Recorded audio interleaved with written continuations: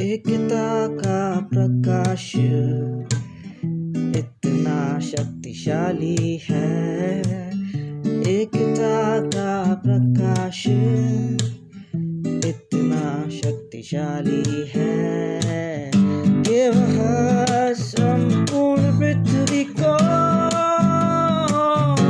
प्रकाशित कर सकता है, प्रकाशित कर सकता है।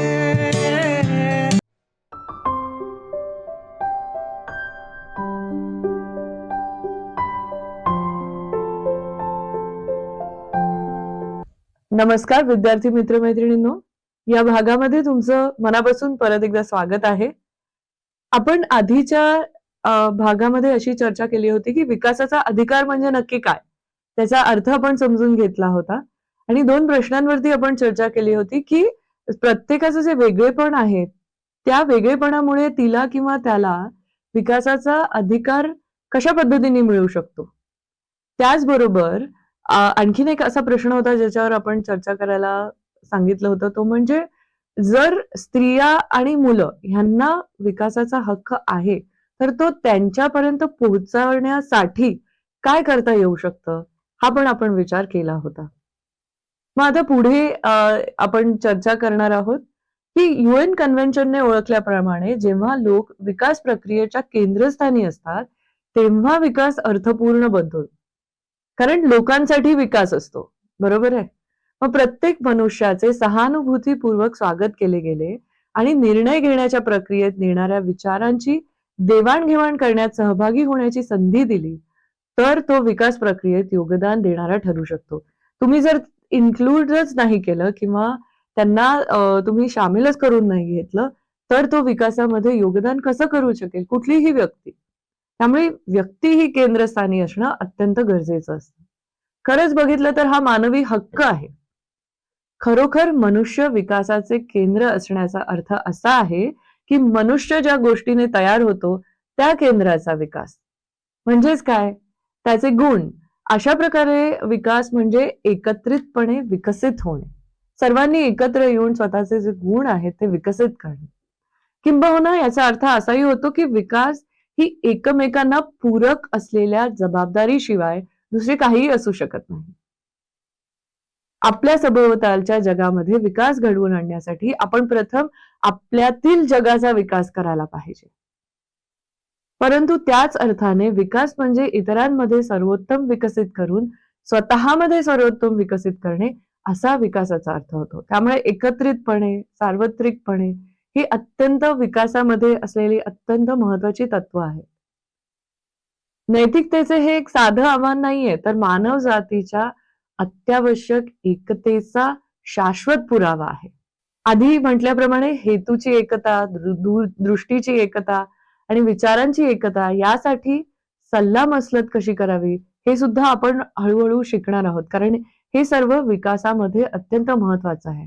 सगळ्यांना जर एकत्रित आणायचं असेल तर सल्लामसलत करून सगळ्यांना एकता सगळ्यांमध्ये निर्माण करून मगच पुढे आपण विकासावरती काम करू शकतो. बरोबर आहे की नाही. म्हणूनच आता पुढे जाण्याआधी आता आपण जागतिक विकासाचा जो जागतिक दृष्टिकोन आहे तो आधी समजून घेऊया.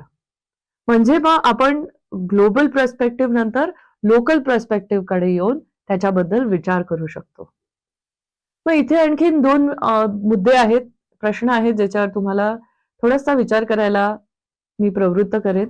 पहिला आहे, लोक सामान्यतः जीवनाकडे कसे बघतात. ही सामान्यपणे जीवनाकडे बघण्याची त्यांची जी काही दृष्टी आहे ती कशी आहे. त्यानंतर त्यांच्या जीवनाबद्दलच्या विचारांचा त्यांच्या मानवी संबंधांवरती आणि पर्यावरणाशी त्यांचा जो संबंध आहे त्याच्यावर कसा प्रभाव पडतो. मला वाटतंय का प्रभाव पडतो? ऑफकोर्स. तर तुम्ही याच्यावरती थोडासा विचार करा. मग आजच्या जगात वाढत चाललेल्या विभाजनांचा विचार केल्यास असं स्पष्ट होतं की जगातील सध्याची व्यवस्था अत्यंत सदोष आहे आणि जीवनाबद्दल आणि लोक आणि समाजांमधील नातेसंबंधांबद्दलच्या दृष्टिकोनांमध्ये मूलभूत बदल होणे आवश्यक आहे. आता प्रचलित दृष्टिकोन कसा आहे? प्रचलित दृष्टिकोन असा आहे की मुख्यतः पैसा आणि शक्ती यासारख्या भौतिकवादी विचारांवरती आधारित असा हा दृष्टिकोन आपल्याला आजूबाजूला दिसून येतो. मग यामुळे काय होतं?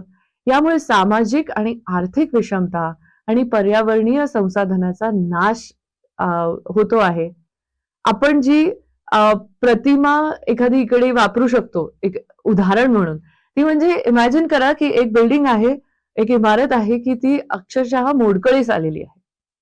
मग आपण तिथे राहू शकतो का? त्याचा उपयोग आपल्याला काही आहे का? अर्थातच नाहीये. मग काय करायला हवं? तर इथे ही जी पूर्ण इमारत आहे, ती संपूर्णपणे जमीनदोस्त करणं गरजेचं आहे आणि त्या जागेवर नवीन इमारत बांधली पाहिजे. म्हणूनच आपणही अशा नवीन दृष्टिकोनातून विकासाकडे बघणं गरजेचं आहे. दुसरं म्हणजे आधी चर्चा केल्याप्रमाणे मनुष्याचा उदात्त स्वभाव आणि त्याची क्षमता ही प्राण्यांपेक्षा कितीतरी पटीने श्रेष्ठ आहे. आपण ह्याच्यावर खूप सखोल चर्चाही केलेली आहे.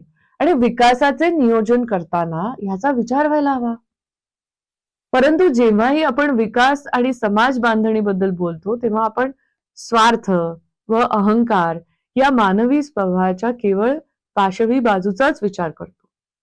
काही लोक फक्त आपल्या गोष्टींसाठी किंवा आपल्या स्वार्थासाठीच गोष्टी करतात. जसे की ते स्वकेंद्रित असतात किंवा आपल्याला क्रूरता दिसून येते किंवा लोभ दिसून येतो. मग सामूहिक हितासाठी स्वार्थी इच्छांना कसे नियंत्रित ठेवावे हे सुद्धा शिकायला हवं. हा एक मोठा विश्वास आहे की हे शिकणं गरजेचं आहे. आणि पण अडचण अशी आहे की एक नवीन जागतिक व्यवस्थापन जे स्त्री आणि पुरुषांनी निर्माण केले पाहिजे, ते आजच्या युगात जन्माला आले आहेत अशांनी केलं पाहिजे आणि पुढाकार त्यांनी घेतला पाहिजे. असे लोक आपल्या समोर असणं गरजेचं आहे. एक छोटीशी 21व्या शतकाच्या पहिल्या दशकातील काही आकडेवारी पर माहिती आहे, ती मी तुम्हाला थोडीशी सांगू इच्छिते, की आंतरराष्ट्रीय संस्थांनी केलेल्या अलीकडील अभ्यासातून समोर आलेली आकडेवारी या विषमतेच्या परिणामांची साक्ष आहे. जगातील सर्वात गरीब 40% लोकसंख्येचा जागतिक उत्पन्नाचा केवळ 5% वाटा आहे. तर सर्वात श्रीमंत 20% लोकांचा वाटा 3/4 आहे. युनिसेफच्या मते गरिबीमुळे दररोज 26,500 ते 30,000 मुले मरतात. आणि त्यांनी एक असा टर्म वापरलेला, शांतपणे मरतात. पृथ्वीवरील काही गरीब खेड्यांमध्ये जगातील लोकांच्या छाननीपासून आणि जागरूकतेपासून दूर. कारण काय, हा जो विकासाचा जो संपूर्ण ही जी संकल्पना आहे किंवा विकासाचा जो फायदा आहे तो त्यांच्यापर्यंत कधी पोहोचतच नाही. त्यांची गणनाच केली जात नाही. म्हणून हा एक शब्द वापरलेला आहे की ते शांतपणे मरतात. ही मुलं मुळातच नम्र असतात आणि जीवनात कमकुवत असल्यामुळे त्यांच्या मृत्यूकडे कोणी लक्षच देत नाही. हे अतिशय दुर्दैवी ही बाब आपल्याला आपल्या समोर दिसून येते. हा भाग इथे समाप्त झालेला आहे. धन्यवाद.